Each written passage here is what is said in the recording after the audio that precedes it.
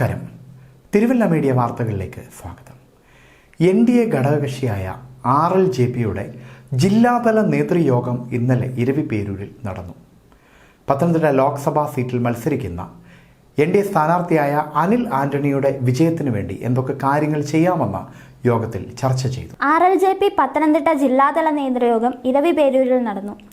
NDA സ്ഥാനാർത്ഥി അനിൽ ആന്റണിയുടെ വിജയത്തിനായി സ്ക്വാഡുകൾ രൂപീകരിച്ച് പ്രവർത്തിക്കാൻ തീരുമാനിച്ചു. ജില്ലാ പ്രസിഡന്റ് ജോബിൻ മണത്തറ അധ്യക്ഷത വഹിച്ചു. ജില്ലാ ജനറൽ സെക്രട്ടറി ബെന്നി സാമുവൽ, ജില്ലാ സെക്രട്ടറിമാരായ ജോബിൻ ഓതറ, ബോബൻ ജേക്കബ്, ജില്ലാ ട്രഷറർ പ്രിയ, വനിതാ വിഭാഗം പ്രസിഡന്റ് രേഖ രവീന്ദ്രൻ, മണ്ഡലം പ്രസിഡന്റ് രാജേഷ് പന്തളം തുടങ്ങിയവർ പ്രസംഗിച്ചു. തുടർന്ന് ഇരവിപേരൂരിലും സമീപ പ്രദേശങ്ങളിലും സമ്പർക്ക പരിപാടികൾ നടത്തുകയും ചെയ്തു. News desk Thiruvalla media. തിരുവല്ലയിൽ ഓഫീസ് റൂമുകൾ വാടകയ്ക്ക് 550, 360 സ്ക്വയർ ഫീറ്റ് വീതമുള്ള 4 റൂമുകൾ. ധനകാര്യ സ്ഥാപനങ്ങൾ, കോച്ചിംഗ് സെന്ററുകൾ, ലാബ്, സ്റ്റുഡിയോ എന്നിവയ്ക്ക് അനുയോജ്യം.